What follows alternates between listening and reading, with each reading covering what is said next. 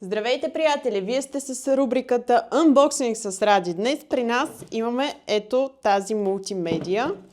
Ще ви демонстрирам и кутията й, която е ето тук. И продукта, който все още лично аз не съм разучила.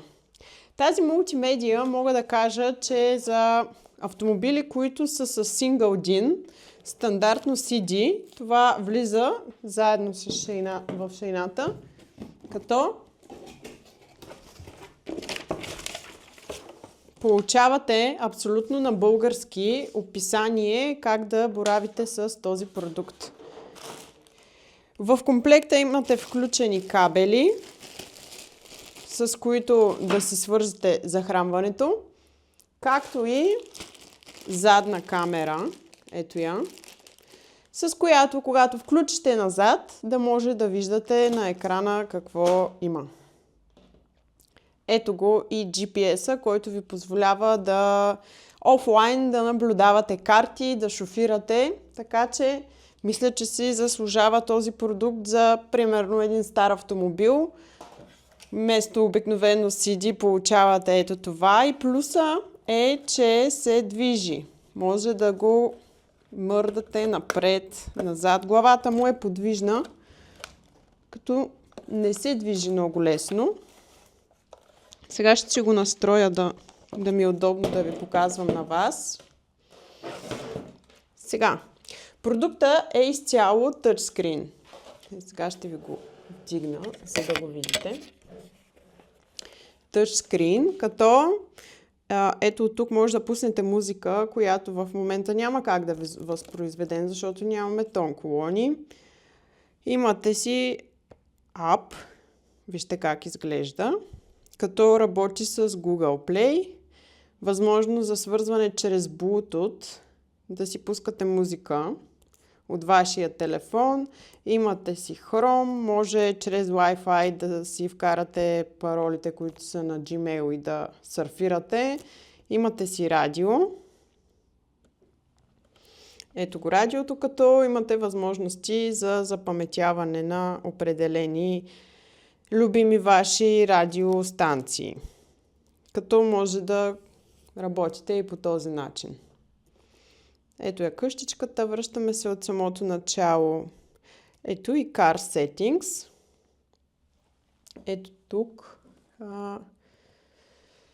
Имаме доста функции. General, Display, Sounds, Factory.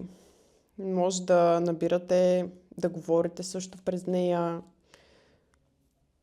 Ето и как може да изглежда по друг начин. Както казах, може да говорите като си свържете вашия телефон към устройството, да ви се визуализират.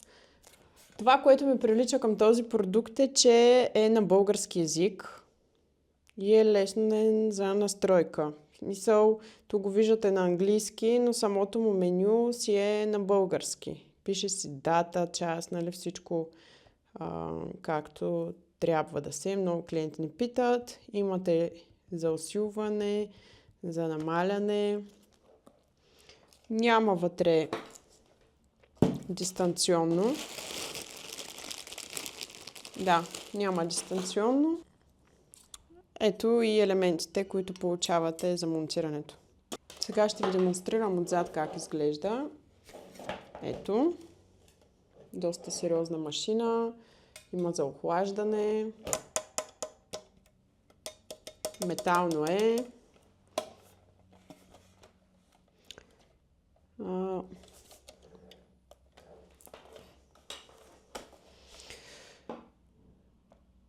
Сега, нека да видим Home. Възможностите. Настройките на колата.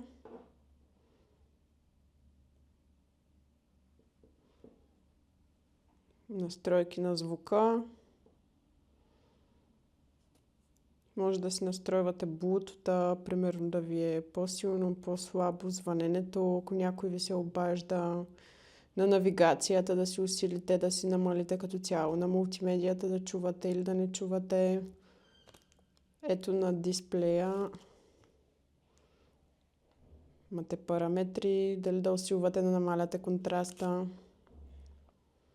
Мисля, че много бързо работи. Вижте, нали, няма забавяне. Имате си YouTube. Разбира се, трябва да имате интернет, за да го включите. Ето, показвам ви отново продукта. Тук може да се движи настрани, напред. Всъщност, настрани не може, но нагоре и надолу със сигурност.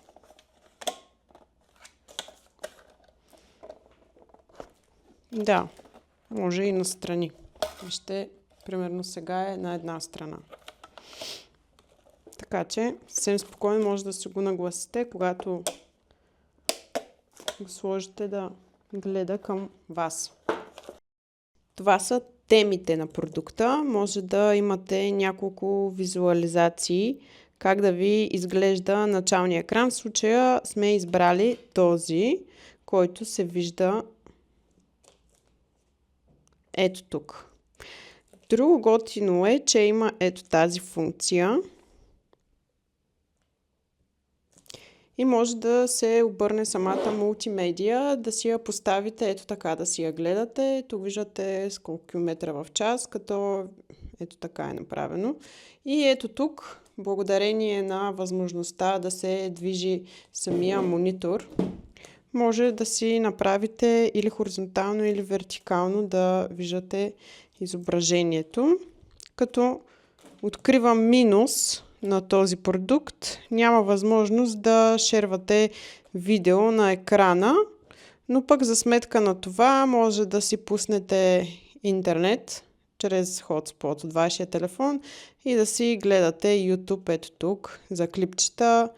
Няма възможност за флашка или нещо повече да си пуснете филм, но пък може да го гледате чрез браузър, но едва ли в колата ще гледате точно това. Това е от мен. Препоръчвам ви продукта. Изцяло Android, като версията е Android 14. Разполага с GPS, както казах. Може да свържете към волана, за да може да управлявате. Има си тези кабели включени в вашия комплект, за да ги направите подходящи. Работи с Wi-Fi, има MirrorLink, може да споделяте екрана от вашия телефон и да се визуализира ето тук.